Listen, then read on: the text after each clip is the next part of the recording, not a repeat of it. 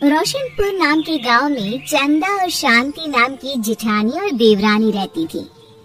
चंदा का पति बहुत पैसे वाला था। उनके पास किसी भी चीज की कोई कमी नहीं थी और उसके विपरीत शांति का पति बहुत ही गरीब और नशेड़ी था। शांति चंदा के घर में काम करके अपना घर चलाती थी। भाभी, घर पर खाने के लिए कुछ भी नहीं है। अगर आप थोड़ा खाना दे पाए तो बहुत मेहरबानी होगी। मुझे जो भी पैसे मिलते हैं वो तो आपके देवर नशे में उड़ा देते हैं। ये तुम लोगों का ना रोज रोज का ड्रामा हो गया है। अब देवर जी कमाते नहीं है तो मैं क्या करूं? तुम्हारा पति तो तुम्हारी सारी कमाई दारू में उड़ा देता है। रहने दो भूखा उसे। अरे ऐसे मत बोलिए भाभी, आप तो जानती ही हैं कि वो मन के कितने साफ हैं। पर इस बेरोजगारी के कारण उन्हें दारू पीने की लत लग गई है। अरे अपना ये रोना गाना बाद में कर लेना, पहले काम निपटा ले घर का। मेरा और टाइम खराब ना कर। जा गेहूं पीस ले, फिर तुझे कपड़े भी धोने हैं। शांति रसोई घर में जाकर गेहूं पीसने लगती है। पीसते पीसते कुछ गेहूं वहाँ कपड़ों में गिर जाते हैं, जिसे देखकर उसके दिमाग में एक आइडिया आता है। क्यों ना ऐसे ही थोड़ी गेहूं मैं अपने पल्लू में बांधकर घर ले जाऊं, फिर एक बर्तन में जमा कर लूंगी और उसे पीसकर रोटी बना लूंगी।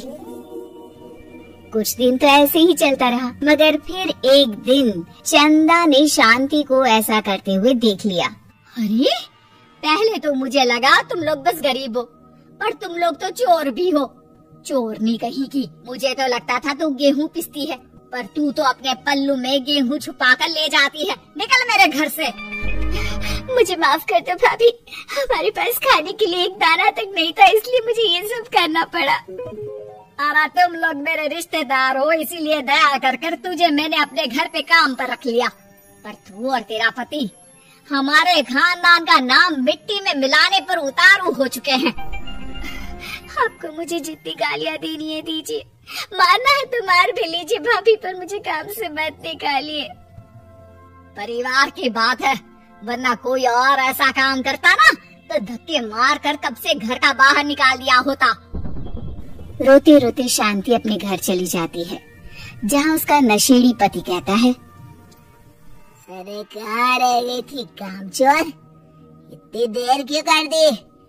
आज पैसे लाई कि आज भी खाली हाथ वापस आ गई है? अपने हाथ दिखा। जरूर पैसे छुपा लिए ताकि मैं दारू ना पी पाऊँ।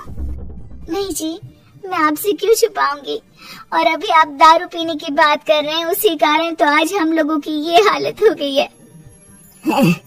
इसी काम की नहीं है तू, बिना मार खाए समझेगी नहीं। देख अभी तेरे होश ठिकाने लगाता हूँ। रामलाल शांति को बहुत मारता है। शांति का मन दुखी हो जाता है और वो गांव के तालाब के पास के एक पेड़ के नीचे बैठकर फूट फूट कर रोने लगती है। मैंने कभी किसी का बुरा नहीं किया, फिर भी भगवान मेरे साथ ऐसा क्यों कर रहा है? तो रामलाल जी की फिक्र करती हूँ, फिर भी उन्होंने मुझे इतना मारा। तभी उसे एक आवाज सुनाई देती है, रोने की कोई जरूरत नहीं है बेटी, चिंता क्यों करती हो? ये आवाज कहाँ से आ रही है? शांति अपने आसपास देखती है, उसे कोई नहीं दिखता। वो ऊपर देखती है, जहाँ उसे एक छोटी सी परी दिखती है। आप कौन है? आप तो कोई परी लगती है। हाँ बेटी, मैं इसी पेड़ पर रहती हूँ। मैंने तुम्हारी सारी बात सुनी।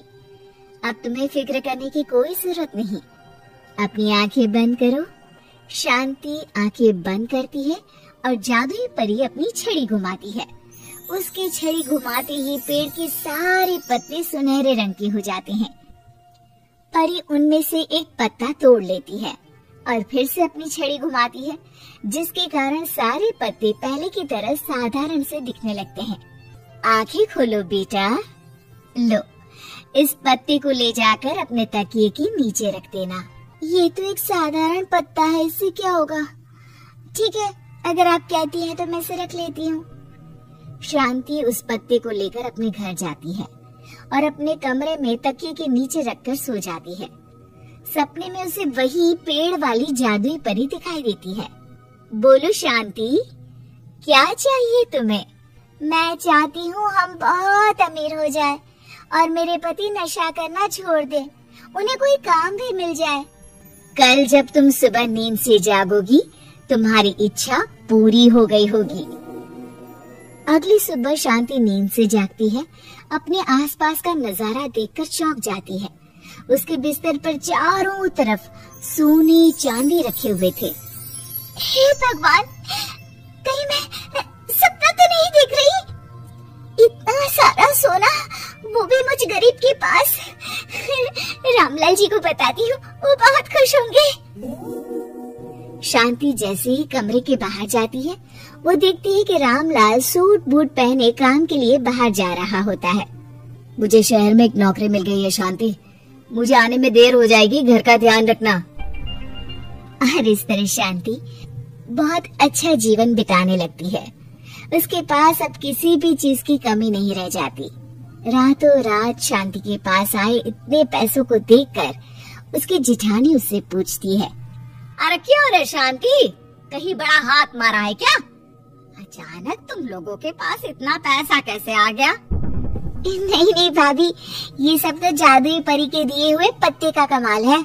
शांति जादुई पत्ते के बारे में सारी बात चंदा को बताती है, जिसे सुनकर चंदा के मन में लालच आ जाता है और वो झूठ मूठ रोते हुए उसी पेड़ के नीचे जाती है जहाँ उसके रोने की आवाज सुनकर जादुई परी कहती है, क्या हुआ बेटा, क्यों रो रही हो? मैं बहुत गरीब हूँ, मेरे पति मुझे बहुत मारते हैं, अब मैं जीना नहीं चाहती। चिंता मत करो बेटा, अपनी आंखें बंद करो। जादुई परी चंदा को भी उसी पेड़ का एक पत्ता देती है और तकिए के नीचे रखने को कहती है। चंदा उस पत्ते को लाकर अपने तकिए के नीचे रख लेती है और अगली सुबह जब उठती है तो उसके कमरे में चारों तरफ सांप बिच्छू रहते हैं। अरे बचाओ बचाओ, कोई मुझे बचाओ, ये कैसा पत्ता है जिसे लाने के बाद उस गरीब शांति के पास तो इतना सारा सोना आ गया और मेरे चारों तरफ ये सांप बिच्छू, अरे कोई बचाओ। चंदा अपनी जान बचाती हुई शांति के पास जाती है। चलिए भाभी, मुझे लगता है आपके घर में सांप बिच्छू को बस जादुई परी ही हटा सकती है। दोनों मिलकर जादुई परी के पास जाते हैं। ये सब तुम्हारे बुरे इरादों का नतीजा है चंदा।